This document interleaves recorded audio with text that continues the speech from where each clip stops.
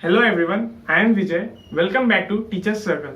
जैसे कि last video में आपने देखा होगा कि हमने C++ प्रोग्रामिंग लैंग्वेज का इंट्रोडक्शन लिया था। आई होप आपको अच्छे से समझ में आ गया होगा और डेव C++ कंपाइलर को इंस्टॉल करने में आपको कोई दिक्कत नहीं आई होगी। आज हम लोग करेंगे basic structure of C++ program. तो चलिए स्टार्ट करते हैं।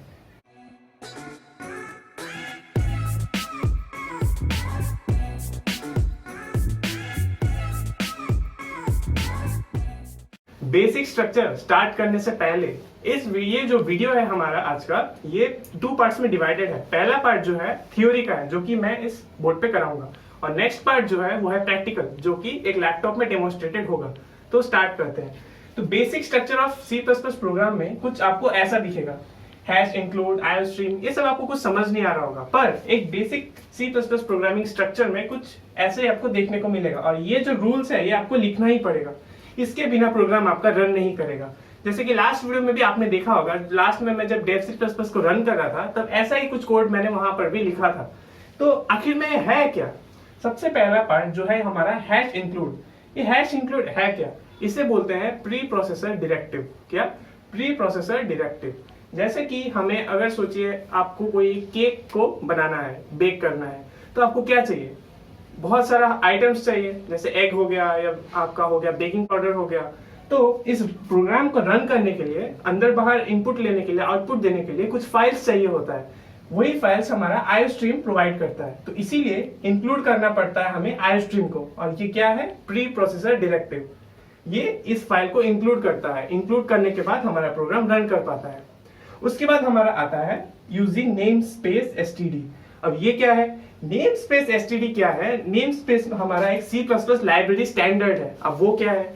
अभी तुम्हें कुछ इंफॉर्मेशन लेना होगा तो कहाँ जाओगे? तुम लाइब्रेरी में जाके सर्च करोगे बुक्स को। जाने के बाद वहां पे क्या करोगे? बुक का नेम सर्च करोगे, तुम्हारा बुक मिल जाएगा। उसके बाद तुम उससे इंफॉर्मेशन ले लोगे। तो C++ क्या करता है? उसको कोई चीज अगर इनपुट लेना है, आउटपुट लेना है, स्टैंडर्ड जैसे डिवाइसेस से, जैसे स्टैंडर्ड डिवाइसेस क्या हो गया हमारा इनपुट आउटपुट डिवाइसेस, वो है हमारा मॉनिटर या तो कीबोर्ड। तो ये सब क्या है?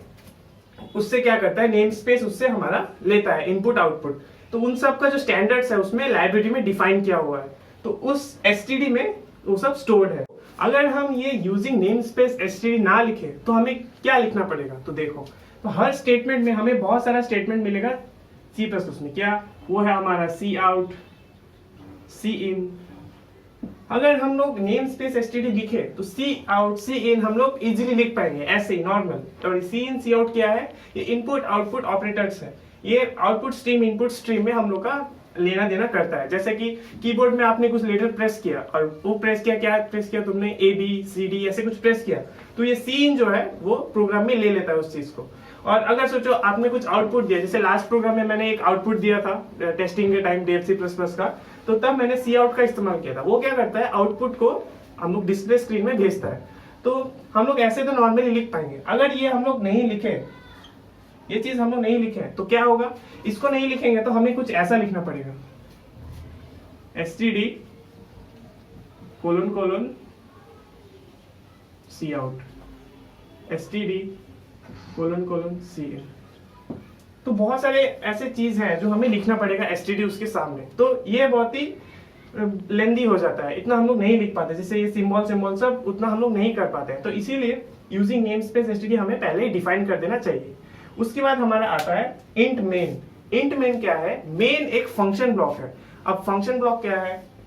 प्रोग्राम का जो एग्जीक्यूशन जो स्टार्ट होता है, जो किसी भी चीज का एक शुरुआत होता है, तो वो शुरुआत होता है मेन से। आगे हम लोग पढ़ेंगे कि एक फंक्शन, बहुत सारे फंक्शंस होते हैं प्रोग्राम में। एक फंक्शन मतलब क्या होता है? उसको कुछ इनपुट दिया, उसने उस पर कुछ परफॉर्म किया और हमें आउटपुट दिया। जैसे कि हमारा हो गया सम फंक्शन। सम फंक्शन हम ले लिए, हम लोग अपना एक फंक्शन बनाया जिसमें 2 डिजिट्स को ऐड करना होता है। तो उसने 2 इनपुट लिया, उसने ऐड किया, ऐड करके हमें आउटपुट दिया। तो ये सब फंक्शंस होते हैं। तो ऐसा ही एक फंक्शन है मेन फंक्शन। अब मेन फंक्शन क्या करता है? मेन फंक्शन से ही हमारा प्रोग्राम स्टार्ट होता है, और इसी में सब कुछ डिफाइंड होता है। तो आपने ये सीख लिया, क्या सीखा? कि main function start programme, main function में प्रोग्राम स्टार्ट करता है। उसके बाद हमारा मेन फंक्शन के अंदर अपना इनपुट आउटपुट हम लोग कुछ भी दे सकते हैं। उसके बाद जो हम लोग का टास्क परफॉर्म करना है वो हम लोग कर सकते हैं मेन फंक्शन के अंदर। उसके बाद लास्ट में हमारा आता है रिटर्न जीरो। अभी रिटर्न जीरो क्या है? रिटर्न जीरो ये बताता है कि मेन फंक्शन यहाँ पे खत्म हो चुका है।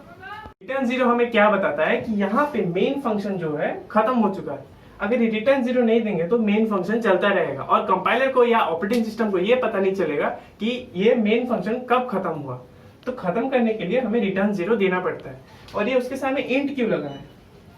इंट का मतलब ये है कि वो कोई इंटीजर वैल्यू रिटर्न करेगा। जैसे यहाँ पे रिटर्न क्या कर रहा है? जीरो कर रहा है, जो कि एक इंटीजर वैल्यू है, या आप बोल सकते हैं क्योंकि कंप्यूटर में प्लस और माइनस जीरो होते हैं, तो ये एक इंटीजर वैल्यू रिटर्न कर रहा है।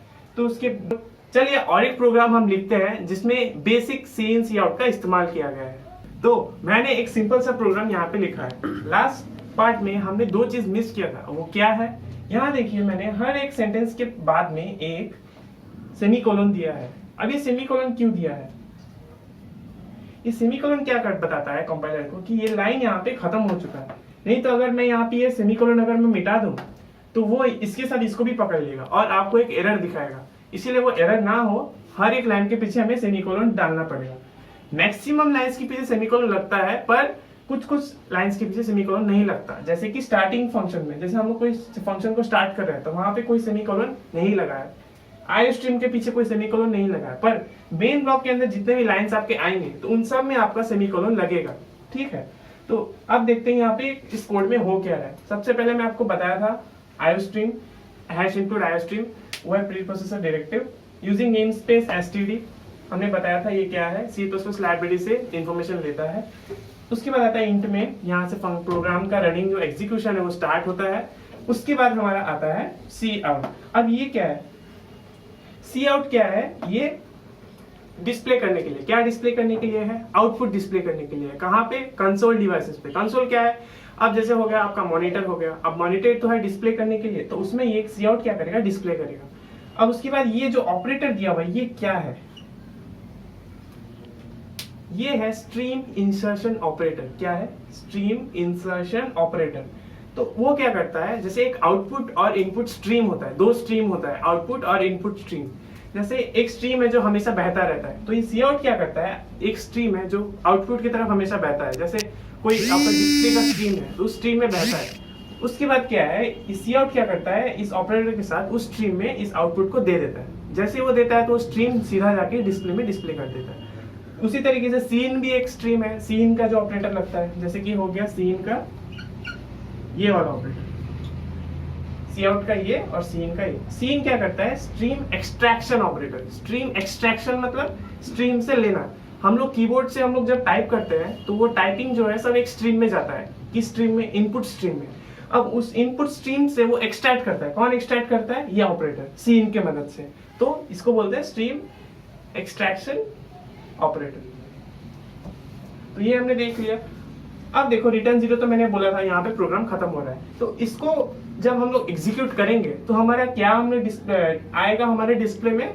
हाय वेलकम टू टीचर्स सर्कल। तो ये हमारा आएगा और ये जो है हमारा हमेशा कोटेशन के अंदर होना चाहिए। और कोटेशन क्यों दिया? क्योंकि ये एक सेंटेंस है, या तो प्रोग्रामिंग लैंग्वेज में इसको बोलते हैं स्ट्रिंग। तो ये एक स्ट्रिंग है, इसीलिए मैंने इसको एक कोटेशंस में दिया। और एक चीज क्या है, कोई भी फंक्शन स्टार्ट या खत्म होता है तो सेमी उसको ब्रेसेस में रखना पड़ता है। क्या है वो? Curly braces. कर्ली ब्रेसेस क्या है? वो हमारा ये चीज यहाँ पे शुरू हो रहा है और यहाँ पे खत्म हो रहा है। तो कोई भी अगर फंक्शन हमारा शुरू हो रहा है और खत्म हो रहा है तो उसको हम लोग कर्ली ब्रेसेस में रखेंगे। जैसे कि मेन फंक्शन हो गया, और भी बहुत सारा फंक्शन है जो कि हम लोग बाद में डिस्कस करेंगे, खुद से बनाएंगे हम फंक्शंस, और उन सबको जब स्टार्ट और एंड उसका करेंगे तो हम लोग कर्ली ब्रेसेस को स्टार्ट और एंड करेंगे। अगर इस कर्ली ब्रेसेस को मैं अगर यहाँ मिटा दूं तो ये प्रोग्राम रन नहीं करेगा, एरर दिखाएगा। तो कर्ली ब्रेसेस को हमें इंक्लूड करना ही पड़ेगा। और क्या कहाँ आपको एरर दिखाएगा? जैसे ये सब जगह पे जहाँ सेमीकोलन है, ये सब अगर नहीं दोगे तो एरर दिखाएगा। और जो है C++ जो है एक केस सेंसिटिव लैंग्वेज है। केस सेंसिटिव मतलब आप जो रिटर्न जीरो है स्मॉल आर से ही लिखना पड़ेगा आपको। अगर आप इसको कैपिटल आर से लिखोगे, जैसे कि मैं अभी दिखा रहा हूँ, ऐसे अगर लिख दिया रिटर्न जीरो तो ये लेगा ही नहीं कंपाइलर, आपको एरर दिखाएगा। तो इन सब बातों का भी आपको ध्यान रखना पड़ेगा। ये एक केस सेंसिटिव लैंग्वेज है, तो जहाँ पे कैपिटल होगा वहीं कैपिटल और जहाँ पे स्मॉल होगा वहां पे स्मॉल। पर मैक्सिमम केसेस में हमें सारा स्मॉल लेटर्स ही यूज करना पड़ता है, तो उसका कोई टेंशन नहीं है। तो हमने ये देखा बहुत सारे एरर का डिस्कस किया। चलो एक कांस्टेंट का भी डिस्कस करते हैं। जैसे ये टीचर सर्कल आपने देखा कि जब ये लिखोगे तो आउटपुट में टीचर सर्कल करके प्रिंट होगा। उसके बाद क्या आता है देखो, जैसे हमें कोई प्रिंट करना है, जैसे कोई नॉर्मल सा लेटर, तो हम लोग सिंगल कोट्स में इसको प्रिंट कर देंगे। जैसे ये हो गया सिंगल कोट्स में ए, सी आउट ए, मतलब ए प्रिंट होगा वहां पे। तो सिंगल कोट मैंने इसीलिए देखा क्योंकि एक सिंगल लेटर है। इसको डबल कोट्स में अगर दोगे तो भी चलेगा, पर तब ये एक सेंटेंस बन जाएगा। समझ में आ रहा है डिफरेंस स्ट्रिंग और सेंटेंस में? जैसे ये और ये, इन दोनों में डिफरेंस क्या है? दोनों तो सेम है बोलोगे, पर नहीं, ये जो है ये एक सिंगल अल्फाबेट है, लेटर, और ये क्या है? ये एक स्ट्रिंग है। डबल कोट्स के अंदर जो भी आएगा वो एक स्ट्रिंग बन जाएगा। स्ट्रिंग मतलब एक सेंटेंस, और ये जो है ये एक नॉर्मल सा अल्फाबेट है। तो ये मैं क्यों बोल रहा हूँ? ये हम लोग के लिए नहीं, ये कंपाइलर के लिए है। कंपाइलर उसे ऐसा समझ लेता है कि ये उसको एक सेंटेंस समझ लेता है और इसको एक नॉर्मल सा अल्फाबेट समझ लेता है। तो हमने ये डिस्कस कर लिया। जैसे कि मैंने पहले भी मेंशन किया है कि मेरे जो वीडियोस है वो फर्स्ट हाफ में थियोरी पढ़ हो जाता है उस पे, और सेकंड हाफ में प्रैक्टिकल हो जाता है। प्रैक्टिकल क्या है? प्रैक्टिकल में मैं क्या डेमोन्स्ट्रेट करता हूँ, जो थ्योरी में जो कोड में आपको बताता हूँ वो सब आपको प्रैक्टिकल में इम्प्लीमेंट करके दिखाता हूँ।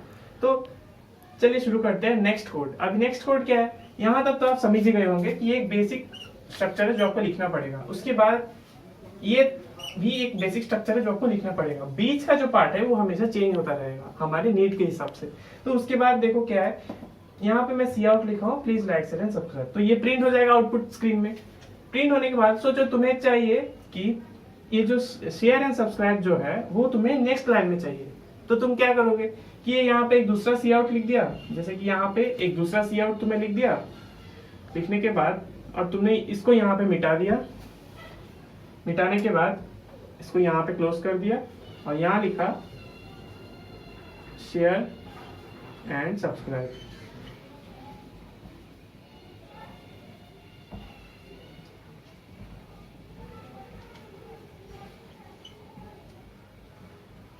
तो सेमीकोलन से क्लोज कर दिए। तो ऐसा तुमने लिख दिया और तुमने क्या सोचा कि जब आउटपुट स्क्रीन आएगा तो उसमें पहले प्लीज लाइक आएगा, उसके बाद नीचे शेयर एंड सब्सक्राइब आएगा। पर ऐसा होने नहीं वाला। क्यों? क्योंकि ये भी उसी आउटपुट स्ट्रीम में छोड़ेगा और ये भी सेम आउटपुट स्ट्रीम में छोड़ेगा। तो दोनों जब एक साथ एक ही स्ट्रीम में जाएंगे तो एक लाइन बन के प्रिंट हो जाएगा। तो वैसे हम लोग न्यू लाइन ऐड नहीं कर सकते। तो उसका क्या सोल्यूशन है? हमारा आता है न्यू लाइन कैरेक्टर, उसको बोलते हैं एस्केप सीक्वेंस। क्या है वो? Slash N. स्लैश एन क्या करता है? एक न्यू लाइन ऐड कर देता है हमारे आउटपुट स्क्रीन में। आउटपुट हो गया, कहीं पे भी हो गया, स्लैश एन क्या करता है? हमारा एक न्यू लाइन ऐड कर देता है। जैसे अगर मैं प्लीज लाइक के बाद एक स्लैश एन दे दिया, यहां पे सोचो मैं एक स्लैश एन दे दिया और देने के बाद ऐसे करके क्लोज कर दिया, तो ये स्लैश एन क्या करेगा? कंपाइलर को ये बताएगा कि यहाँ पे एक न्यू लाइन ऐड होगा। कहाँ पे? प्लीज लाइक के बाद। प्लीज लाइक के बाद एक न्यू लाइन ऐड होगा और तुम जितना स्लैश एन दोगे उतना न्यू लाइन यहाँ पे ऐड होता जाएगा। यहाँ पे अगर तुम एक स्लैश एन दिए तो ये न्यू लाइन और एक ये न्यू लाइन, दो लाइन का गैप आ जाएगा। तो तुम लोग ऐसे एडजस्ट कर पाओगे कहाँ पे तुम्हें न्यू लाइन देना है और कहाँ पे नहीं देना है। तो स्लैश एन जैसा और भी बहुत सारा है, जैसे स्लैश ए हो गया या स्लैश तुम्हारा एफ हो गया, तो बहुत सारा है। इसका हम लोग अलग वीडियो में डिस्कस करेंगे। तो हमने देखा कि स्लैश एन क्या करता है? एक न्यू लाइन ऐड करता है। तो इसी से रिलेटेड प्रैक्टिकल चलिए अब देख लेते हैं।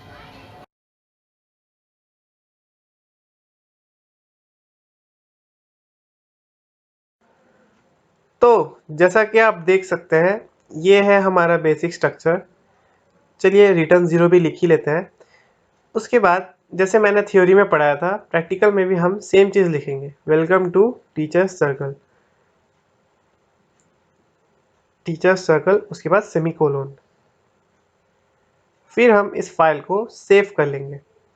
सेव करते वक्त वही सेम प्रिकॉशन .cpp आपका एक्सटेंशन होना चाहिए और डिसाइड लोकेशन में आप सेव कर लीजिए। फिर उसके बाद हम करेंगे कंपाइल एंड रन। जैसा कि आप देख सकते हैं हमें वो एक एरर शो कर रहा है क्योंकि हमने यूजिंग का स्पेलिंग गलत लिखा था। तो चलिए उसको एक फिक्स कर लेते हैं, USING। उसके बाद जब हम कंपाइल एंड रन करेंगे तो कुछ देर बाद हमारा आउटपुट हमें शो हो जाएगा। जैसा कि आप देख सकते हैं हमारा आउटपुट शो हो चुका है। कुछ और ट्राई करते हैं। जैसे कि मैंने पहले भी बताया था, वो न्यू लाइन कैरेक्टर जो है लाइन सेट करता है, 2 ठो न्यू लाइन हम लोग ऐड करते हैं, फिर हम सेव करके कंपाइल एंड रन करते हैं। जैसे कि देखा आपने, मैंने पहले ही सेव कर चुका है उसको। फिर हम करते हैं कंपाइल एंड रन। जैसा कि आप देख सकते हैं 2 न्यू लाइन ऐड हो चुका है हमारे आउटपुट में।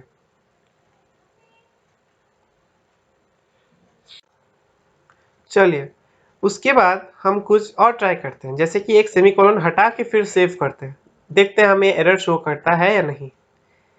जैसा कि आप देख सकते हैं वो एक एरर शो कर रहा है और हमारा कोड रन नहीं हो पा रहा। क्या है वो एरर? सेमीकोलन एक मिसिंग है वहां पे। तो वहां पे फिर से हम सेमीकोलन देके सेव करें तो हमारा कोड रन करना चाहिए, जैसे कि अभी आउटपुट शो हो रहा है। चलिए एक और लाइन हम ऐड करते हैं सी आउट के साथ। नेक्स्ट लाइन सी आउट, फिर आउटपुट ऑपरेटर, उसके बाद थैंक्स फॉर वॉचिंग। चलिए लिखते हैं उसे।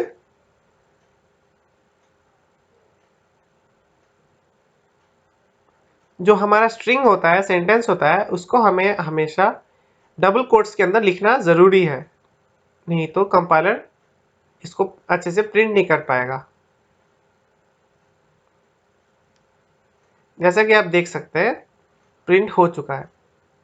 अगर उसके बाद हमें अगर नेक्स्ट न्यू लाइन्स ऐड करना है या उससे पहले ऐड करना है तो हम वैसे लिख सकते हैं /n/n, जैसे कि मैं यहाँ लिखा और कंपाइल एंड रन दबा रहा हूँ।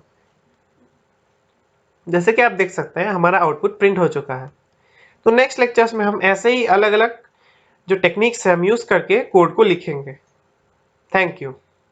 आई होप आपको ट्यूटोरियल से समझ में आ गया होगा कि सी आउट और बेसिक स्ट्रक्चर जो है C plus plus programming language का कैसे काम करता है। नेक्स्ट वीडियोस में हम और डिटेल में जानेंगे कि वो और कैसे कैसे काम करता है।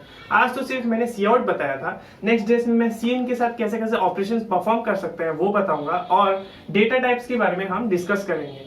तो आई होप आज का जो पूरा वीडियो है आपको अच्छे से समझ में आया होगा। इससे अगर कोई डाउट आपको आता है, आपको कोई अगर डाउट है तो आप हमें कमेंट सेक्शन में जरूर बताइएगा। प्लीज लाइक, शेयर और सब्सक्राइब कर दीजिएगा। Thank you.